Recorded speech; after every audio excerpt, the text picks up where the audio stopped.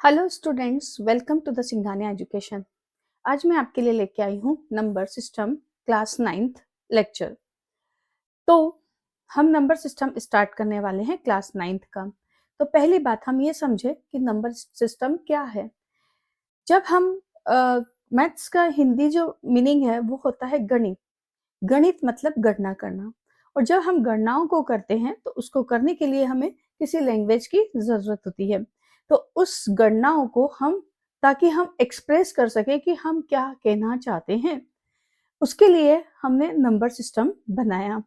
Number system को पढ़ने के पहले ये समझना बहुत ज़रूरी है कि ये बहुत इम्पोर्टेंट है, क्योंकि इस लैंग्वेज को सीखे बगैर हम मैथ्स को अच्छी तरीके से सॉल्व नहीं कर पाएँगे। तो हम स्टार्ट करते हैं नंबर सिस्टम से। वैसे मैंने नंबर सिस्टम का सम बेसिक कांसेप्ट का एक वीडियो लेक्चर बना के डाला हुआ है। आप वो लेक्चर मेरी प्लेलिस्ट में मिल जाएगा, आप वहाँ पे जाकर देख सकते हैं। वहाँ पे मैंने डिटेल में ये नंबर क्यों-क्यों बनाए गए हैं, वो एक्सप्लेन किया है। और एक बात और मैं ये कहना चाहती हूँ कि आज के स्टूडेंट ये चाहते हैं कि हर चीज़ की शॉर्टकट हो, हर चीज़ छोटे रूप में मिले। लेकिन शॉर्टकट दुनिया में किसी भी चीज़ का नहीं होता है। तो मैं तो ऐसा चाहती हूँ कि यदि हम सीखना चाहते हैं, वास्तव में लर्निंग करना चाहते हैं, तो लर्निंग के लिए हमें टाइम स्पेंड करना ज़रूर चाहिए, जो भी चीज़ हम लर्न करना चाहें। तो हम स्टार्ट करते हैं नंबर सिस्टम से। तो पहले जो नंबर्स होते हैं, सबसे फर्स्ट जो नंबर होते हैं वो होते हैं नेचुरल नंबर। ये नेचुरल नंबर को हम काउंटिंग नंबर्स भी बोलते हैं, और ये स्टार्ट होते हैं 1, 2, 3 से इन्फिनिटी तक। अब इन नंबर की खासियत क्या होती है कि एक तो ये पूर्णांक होते हैं, हिंदी में हम पूर्णांक बोलते हैं, इंग्लिश में हम इंटीजर्स बोलते हैं, पर इन इंटीजर्स से कन्फ्यूजन क्रिएट होता है, इसलिए मैं बार-बार इंटीजर बोलने के लिए थोड़ा रुक रही हूँ। तो यहाँ पे नेचुरल जो नंबर्स होते हैं, वो स्टार्ट होते हैं 1, 2, 3, मतलब हम इनको किसी चीज़ को काउंट करने के लिए यूज़ करते हैं। जनरली जो चीज़ें हम ब्रेक नहीं कर सकते, उनको हम काउंट करने के लिए नेचुरल नंबर का ही यूज़ कर सकते हैं, जैसे कि डब्बा। अगर मैंने कोई प्लास्टिक का बॉक्स लिया, उस बॉक्स को मैं कैसे काउंट करूँगी? 1 बॉक्स, 2 बॉक्स, 3 बॉक्स, 4 बॉक्स, आधा बॉक्स मेरे लिए कोई काम का नहीं है। तो इसलिए जब इस टाइप की चीज़ होती है जिनको ब्रेक कर दो तो वो काम की नहीं होती, तो हमको उनको काउंटिंग करने के लिए काउंटिंग नंबर्स की ही ज़रूरत पड़ती है। और भी कई जगह यूज़ होते हैं, बट मैंने एक सिंपल छोटा-सा एग्ज़ाम्पल दिया है आपको। फिर दूसरा जो सेट आता है वो होता है होल नंबर। यदि हम नेचुरल नंबर के सेट में 0 को और डाल दें, तो ये सेट जो बन जाता है, ये जो नंबर सिस्टम बन जाता है, ये होता है होल नंबर। होल नंबर में 0 क्यों डाला, ये मैंने एक्सप्लेन किया हुआ है मेरे प्रीवियस लेक्चर में। नाउ हम मूव करते हैं नेक्स्ट नंबर्स, वो होते हैं इंटीजर्स। इंटीजर्स में positive numbers and negative numbers और 0 सारे नंबर होते हैं। अब ये जो 3 नंबर हैं, नेचुरल नंबर, होल नंबर और इंटीजर्स, ये तीनों पूर्णांक है, मतलब पूर्ण है, मतलब इनको हम ब्रेक नहीं कर सकते। हम बोले आधा नंबर, तो आधा नंबर इसमें है ही नहीं, इसमें हम एक्सप्रेस ही नहीं कर सकते होल नंबर में आधे को। तो हम हाफ को एक्सप्रेस नहीं कर सकते, मतलब इसको हम पूरे नंबर बोलते हैं। अब नंबर लाइन की बात करें, तो जब अगर हम नंबर लाइन को ड्रॉ करें, तो नेचुरल नंबर लाइन स्टार्ट होगी 1 से। 1, 2, 3, 4 एंड सो ऑन इंफिनिटी तक चलेगी। नाउ होल नंबर की लाइन कहाँ से स्टार्ट होगी? होल नंबर की लाइन स्टार्ट होगी 0 से। दिस इज 0, 1, 2, 3 एंड इंफिनिटी तक। और जो इंटीजर्स है, उसकी लाइन कहाँ से स्टार्ट होगी? ना तो उसका आदि है, ना अंत है, मतलब इंफिनिटी से चालू होकर वो इंफिनिटी तक जारी है। और इसके बीच में कहीं 0 है, 0 के बाद में इधर 1, 2, 3 इस तरह से चल रहे हैं, और यहाँ से -1, -2, -3। ये बात यहाँ पे 3 टाइप के नंबर की हुई है। ये भी बहुत इंपॉर्टेंट बातें हैं। जैसे-जैसे हम हायर क्लासेस में जाते हैं, इन चीज़ों को हम यूज़ करते हैं कुछ अलग वे में। यदि ये चीज़ हमें सिंपल वे में नहीं पता, तो हमें बहुत डिफ़िकल्टी आती है इनको यूज़ करने में। तो आप समझें कि ये लैंग्वेज बहुत इम्पोर्टेंट है समझना। तो हम यहाँ से बात कर रहे थे कि ये सारे नंबर क्या होते हैं? पूर्णांक होते हैं। यदि मैं आपसे बोलूँ कि 1 और 2 के बीच में कितने नंबर हैं?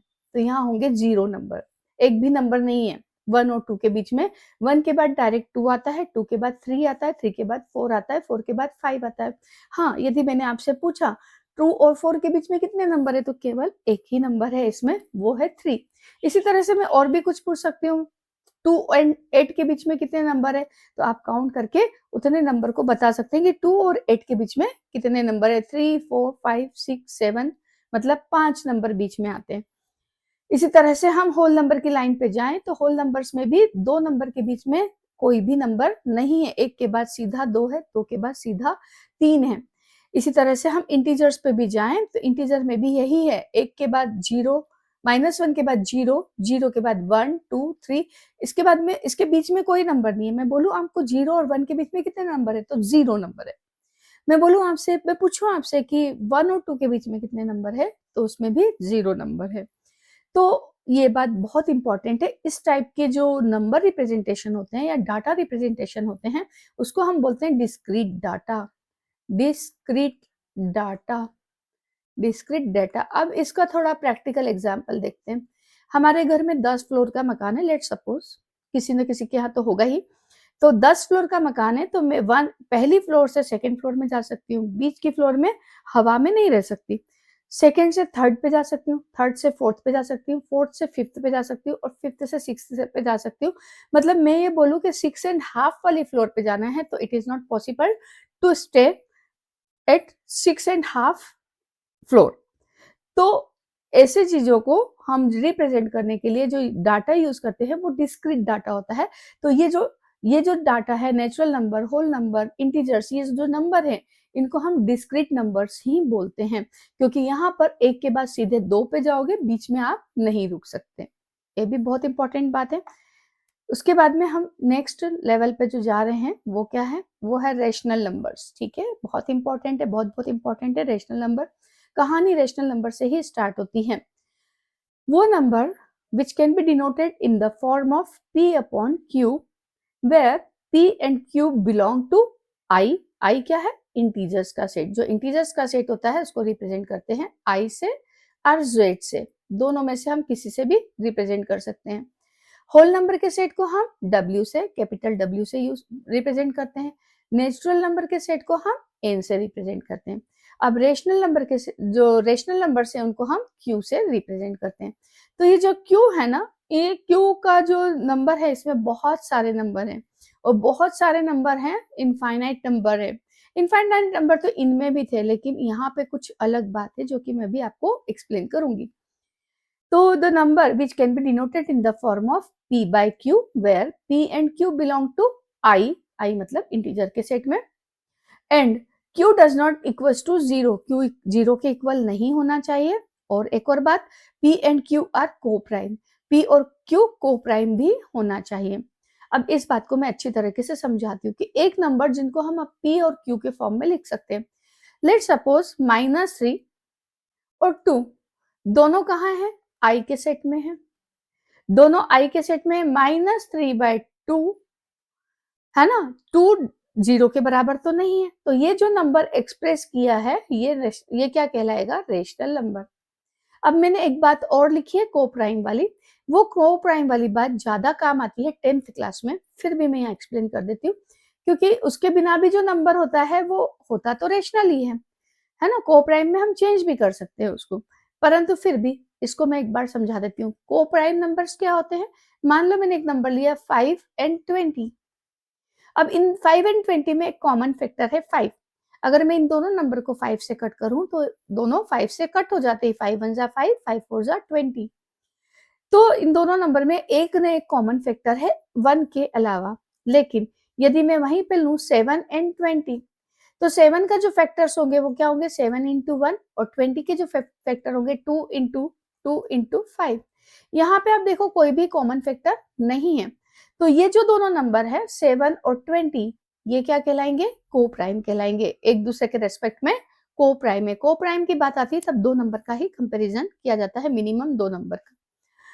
तो यहाँ पे ये नंबर्स को प्राइम भी होना चाहिए। तो अब देखो 3 और 2 को प्राइम है, क्योंकि 3 का अगर हम फैक्टर्स देखें तो 3 and 1, और 2 का देखें तो 2 and 1। 1 के अलावा कोई फैक्टर नहीं होना चाहिए। तो 3 में 1 के अलावा कोई भी कॉमन फैक्टर नहीं है, इसलिए ये कोप्राइम भी है। लाइन जरा आप ध्यान से देखेंगे तो ये स्टार्ट होगी कहाँ से? भाई इसका भी कोई आदि नहीं है और कोई अंत नहीं है, मतलब वही बात इन्फिनिटी से स्टार्ट होती है और इन्फिनिटी पे खत्म होती है। देखो इन्फिनिटी के साथ हम माइनस लगा देते हैं, पर माइनस का कोई सिग्निफिकेंट रोल नहीं है।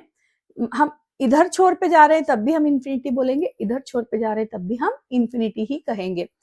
तो अब हम यहाँ पे बात कर रहे हैं कि ये कंटिन्यूअस, इस डाटा को मैंने यहाँ पे डिस्क्रीट बताया था। डिस्क्रीट मतलब एक के बाद दूसरा नंबर आना, यहाँ पे एक के बाद दूसरा नंबर नहीं आता। कंटिन्यूअसली ये लाइन में ढेरों नंबर हैं, इनफाइनाइट नंबर है। इवन मैं बोलूं कि 0 और 1 के बीच कितने नंबर, तो 0 और 1 के बीच में भी इनफाइनाइट पॉइंट्स हैं, इनफाइनाइट नंबर्स हैं।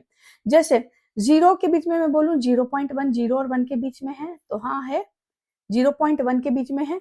मैं बोलूं 0.2, क्या 0 और 1 के बीच में है, तो है।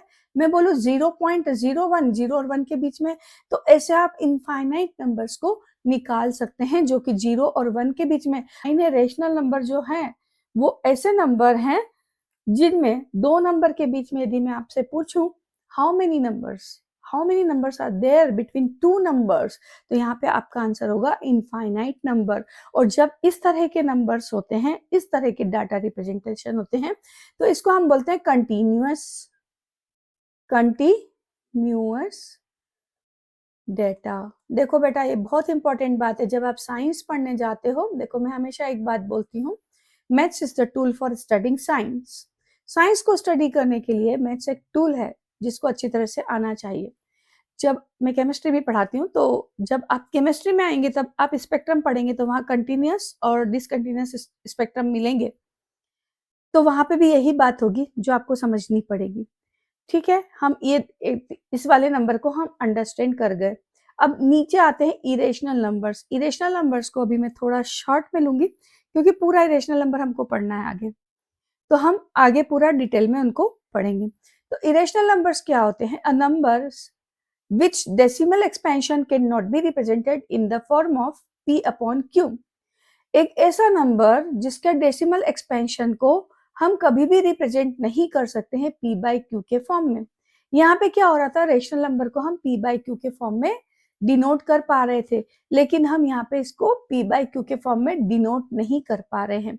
अब डेसिमल एक्सपेंशन देखो, इन नंबर्स को भी हम डेसिमल एक्सपेंशन कर सकते हैं। जैसे अभी मैंने आपको एक नंबर का करके बताया था, जैसे 1/2 है, अगर मैं 1 को डिवाइड करूं 2 से तो मुझे क्या मिलेगा, 0.025 10, तो ये हो गया 0.5। तो ये जो है हमने 1/2 को इसका डेसिमल एक्सपेंशन कर दिया।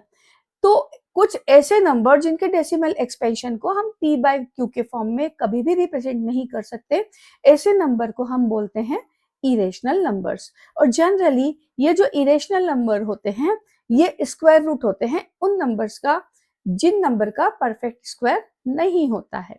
ठीक है, परफेक्ट स्क्वायर नहीं होता है, जो किसी नंबर के परफेक्ट स्क्वायर नहीं होते। जैसे 2 किसी भी नंबर का परफेक्ट स्क्वायर नहीं है, तो अगर मैं इसका रूट निकाल लूं, इसका स्क्वायर रूट निकाल लूं, तो ये जो नंबर आएगा इसको हम बोलेंगे इरेशनल नंबर।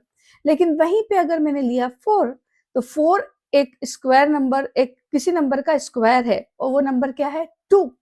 वो 2 क्या है, एक कंप्लीट नंबर है जो कि होल नंबर में भी आता है, जो कि इंटीजर्स में भी आता है, जो कि रेशनल में भी आता है। तो ये वाला नंबर इरेशनल नहीं हुआ। तो इरेशनल होने के लिए कंडीशन क्या है, स्क्वायर रूट में नंबर होना चाहिए, और जो स्क्वायर रूट में नंबर है वो किसी का परफेक्ट स्क्वायर नहीं होना चाहिए। वेरी वेरी वेरी इंपॉर्टेंट बात। और ये जो नंबर्स होते हैं ये भी बहुत सारे होते हैं, बहुत इनफाइनाइट नंबर होते हैं। किसी दो इरेशनल नंबर के बीच में भी यदि मैं आपसे पूछूं कितने नंबर होंगे, तो इनफाइनाइट नंबर होंगे। अभी इनकी और डिटेल स्टडी हम करेंगे जब हम डेसिमल एक्सपेंशन पे पहुंचेंगे। अभी हम बिल्कुल बेसिक से चल रहे हैं। अब आता है next set, real number. Real number क्या होते हैं? रियल नंबर जो रेशनल नंबर है और इरेशनल नंबर दोनों को मिला दे और हम उसका एक पूरा सेट बना लें, एक पूरा मतलब उसका मिला के हम उन दोनों को क्या बोलेंगे, रियल नंबर्स।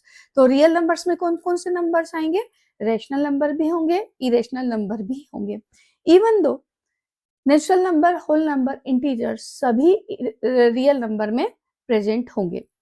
तो ये था हमारा एक छोटा सा इंट्रोडक्शन। भाई छोटा सा ही इंट्रोडक्शन है, वैसे इसको बहुत अच्छे डिटेल में मैंने डाला हुआ है, वहां से आप देखोगे तो आप समझ जाओगे कि भाई हम इसको कितने अच्छे डिटेल से भी पढ़ सकते हैं। अब ये जो बात मैंने आपको सिखा दी है डिस्क्रीट एंड कंटिन्यूअस नंबर, तो इसको मैं जरा नंबर लाइन पे एक बार फिर से डाल के बताती हूँ। ये 0 से स्टार्ट हुआ, कहीं बीच में आ रहा होगा 0, यहाँ से लिया 1, यहाँ से लिया 2, यहाँ से लिया 3, यहाँ से लिया 4 एंड सो ऑन इन्फिनिटी तक। और यदि मैं पूछूं कि इसके बीच में कितने नंबर है, तो इन्फिनिटी नंबर है। कितने नंबर है? इनफाइनाइट नंबर है, इनको हम काउंट नहीं कर सकते हैं। तो 0 और 1 के बीच में कितने नंबर है, तो कितने भी नंबर ड्रॉ कर सकती हूँ, है ना। हमारी सहूलियत के लिए मैं इसके बीच में करती हूँ हाफ, फिर इसके बीच में करती हूँ 3/4, फिर इसके बीच में करती हूँ 1/4। ये नंबर आप बहुत अच्छी तरह से जानते हो। एक किसी चीज को मैंने आधा किया, हाफ किया, तो वो आ गया 1/2। यदि मैंने उसको 1/3 किया, 1/4 किया, मतलब हाफ का भी आधा किया, तो मुझे क्या मिल गया? 1/4। तो ये नंबर हम इसके बीच में अभी 3 ही नंबर ड्रॉ किए हैं, पर हम इसमें इनफाइनाइट नंबर ड्रॉ कर सकते हैं। तो ये जो डाटा होता है ये कहलाता है कंटिन्यूअस नंबर्स। ये कंटिन्यूअस नंबर लाइन पे कंटिन्यूअस चलते रहते हैं, मतलब हर एक नंबर के बाद में कोई ना कोई दूसरा नंबर बिल्कुल इतना पास में होगा, और उन दोनों के नंबर के बीच में भी इनफाइनाइट नंबर होंगे, और उन इनफाइनाइट नंबर को हम एक्सप्रेस नहीं कर सकते हैं। बहुत क्वेश्चंस लेंगे जो हमारी text book NCERT text book का 1.1 बुक एक्सरसाइज है। यहाँ पे फर्स्ट क्वेश्चन पूछा है, is 0 a rational number? Can you write it in the form of p, in the form of sorry यहाँ पे थोड़ा कट हो गया, form of p/q and q does not equals to 0। आपसे पूछा है क्या 0 रेशनल नंबर है? तो रेशनल नंबर की डेफिनेशन क्या है, जरा सोचो। रेशनल नंबर की definition, a number which can be denoted in the form of p/q। तो 0 को मैं लिख सकती हूँ ना 0/5, 0/1, कुछ भी लिख सकती हूँ, 0/2, कुछ भी लिख सकती हूँ। तो जब हम इनको इस तरह से एक्सप्रेस कर सकते हैं, इट मीन्स देखो 0 और 5 दोनों p में आते हैं, और जो नीचे का q है वो 0 नहीं है, ये 0 नहीं है। इसका मतलब हम इसको क्या बोल सकते हैं कि ये एक रेशनल नंबर है, मतलब इट बिलोंग्स टू q। क्या चीज belongs to q? 0 belongs to q। तो आपसे यही क्वेश्चन उन्होंने पूछा था। अब नेक्स्ट क्वेश्चन है, find 6 rational number between 3 and 4। हाँ, ये एक इंपॉर्टेंट क्वेश्चन है, इसको मैं करना सिखाती हूँ। देखो, हम किसी भी दो नंबर के बीच इनफाइनाइट नंबर ड्रॉ कर सकते हैं, ये मैं अभी आपको एक्सप्लेन कर चुकी हूँ। तो मेरे को 3 और 4 के बीच में कितने नंबर पूछा है? 6 नंबर पूछा है। हमें बहुत ज्यादा डिफिकल्ट प्रोसेस पे नहीं जाना। वैसे तो मैं आपको ये भी सिखा सकती हूँ कि भाई हम क्या करें, 3 थोड़ी सिखाती हूँ क्योंकि एनसीईआरटी में दी हुई है ये चीज। 3 और 4 अगर मैं इन दोनों का एवरेज निकालू तो वो नंबर कहाँ आएगा? इसी के बीच में आएगा, है ना। फिर मैं क्या करूं, मान लो 3 और 4 का मैंने एवरेज निकाल लिया, ये आ गया 7/2 आ जाएगा। अभी मैं एक्सप्लेन कर दूंगी इसको भी, ठीक है। अगर मैं इसको इन दोनों का एवरेज निकाल दूं तो वो इसके इनके बीच में आ जाएगा। मैं अगर इन दोनों का एवरेज निकाल दूं तो वो इन दोनों के बीच में आ जाता है। कोई भी नंबर के अगर हम एवरेज निकालते हैं तो वो वैल्यू उन नंबरों से, जितने भी नंबर गिवन है, या तो उनके बराबर होती है या उनसे छोटी होती है। बराबर में क्यों बोल रही हूँ? यदि मान लो मैं 2 का ही एवरेज निकालूं तो 2 ही आ जाएगा, इसलिए मैंने बराबर भी बोला है आपको, ठीक है। तो इसलिए ये वाली बात, हम इस वाली प्रोसेस से जाएंगे तो बहुत डिफिकल्टी आएगी। हम पहले क्या करेंगे, 3 और 4 का एवरेज निकालेंगे। तो अब क्वेश्चन आता है, मैडम कैसे?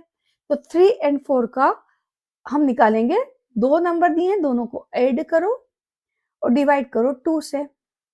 3 नंबर का एवरेज निकालना होता है तो तीनों को ऐड करो, डिवाइड करो 3 से, ठीक है।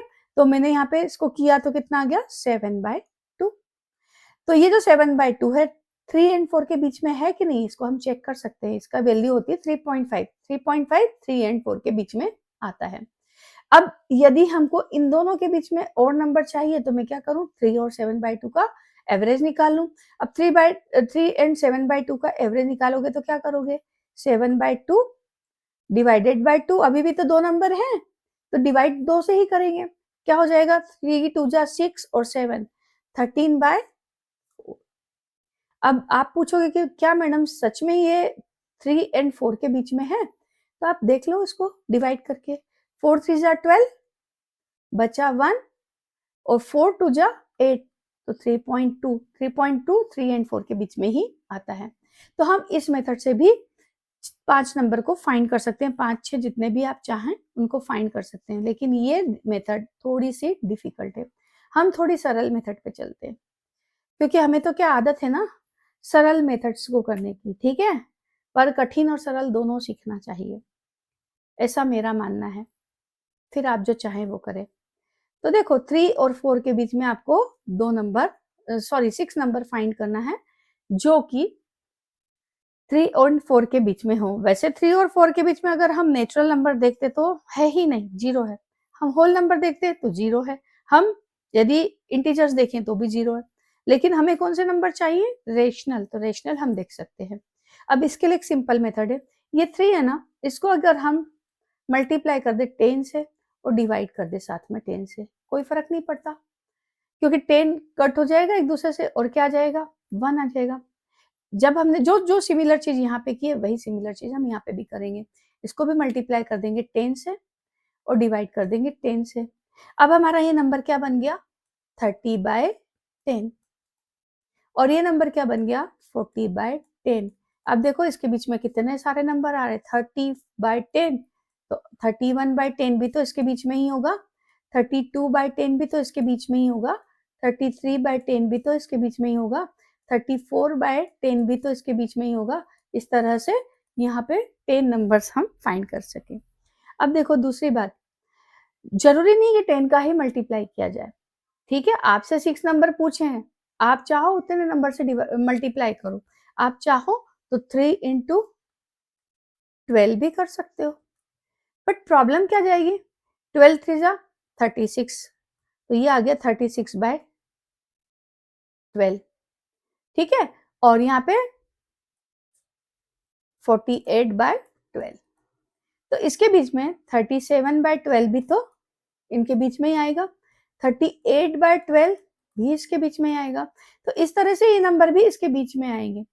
लेकिन मैंने 10 से मल्टीप्लाई क्यों किया, 10 से मल्टीप्लाई करना आसान होता है, क्योंकि यहाँ पे नंबर हमको नजर भी आ रहे हैं, कैसे कि ये नंबर 3 और 4 के बीच में ही है। कैसे समझ में आ रहा है, 3.1 हो जाएगा ये, जो कि 3 और 4 के बीच में, ये हो जाएगा 3.2 3.3 3.4 4.0।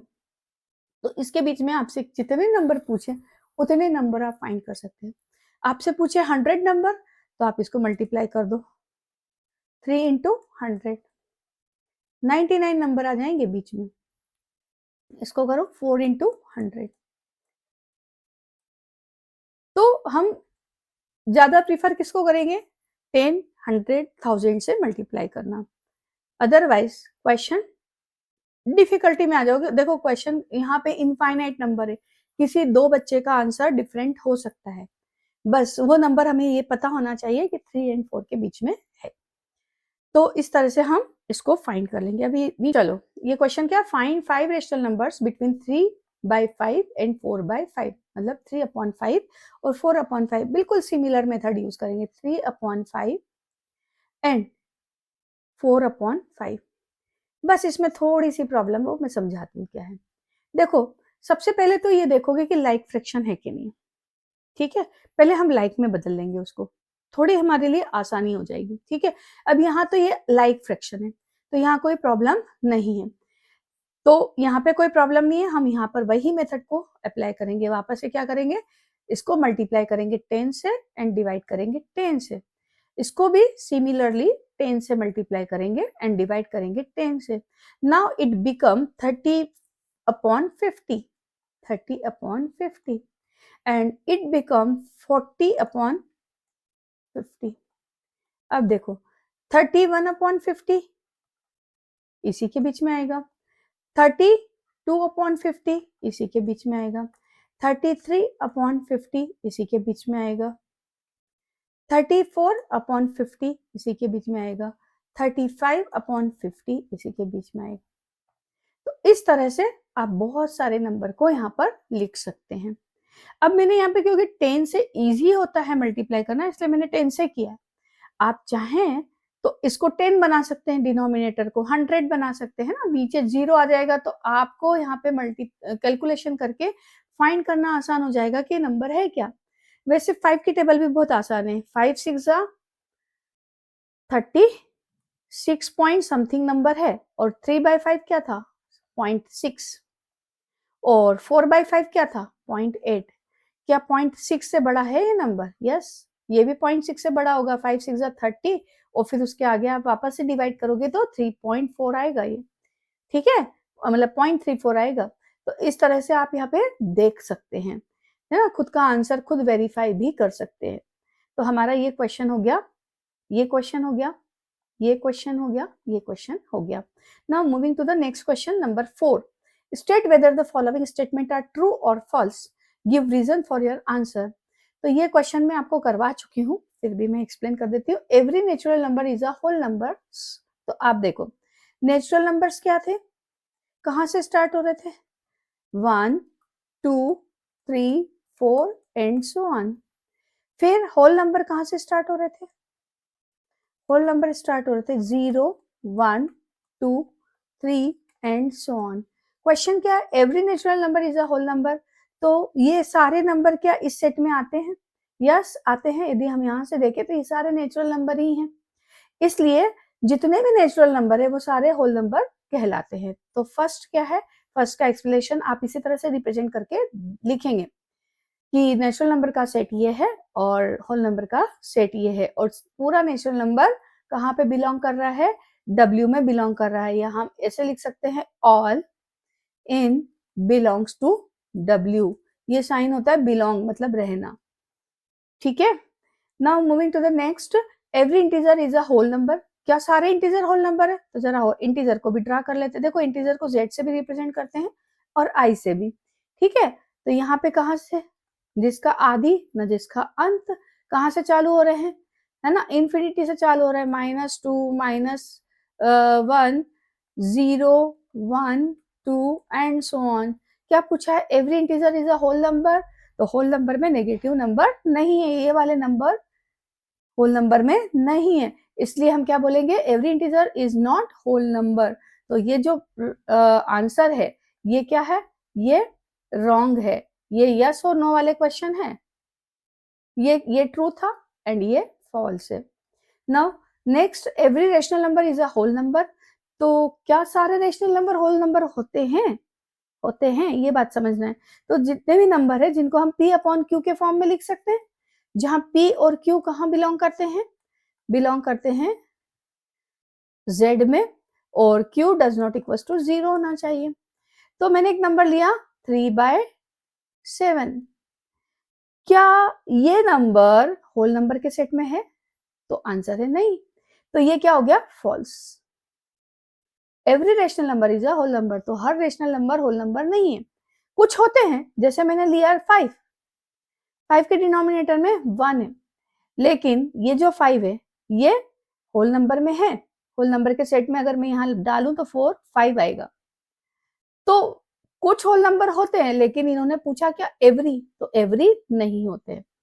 तो यहाँ पे ये वाला स्टेटमेंट हो गया फॉल्स। तो इस तरह से हमारी एक्सरसाइज 1.1 कंप्लीट हो गई है। अब हम इन नंबर्स का डेसिमल एक्सपेंशन और जो रेशनल और इरेशनल नंबर हैं उनको हमने दो कैटेगरी में किस तरह से बांटा है उसको हम कल समझेंगे, क्योंकि वो पार्ट समझना बहुत इंपॉर्टेंट है। अगर वो पार्ट नहीं समझा तो हमें आगे की मैथ्स डिफिकल्ट लगेगी। तो हम नेक्स्ट लेक्चर में उसको कवर करेंगे। जब हम मिलते हैं अब नेक्स्ट लेक्चर में, तब तक के लिए बाय बाय।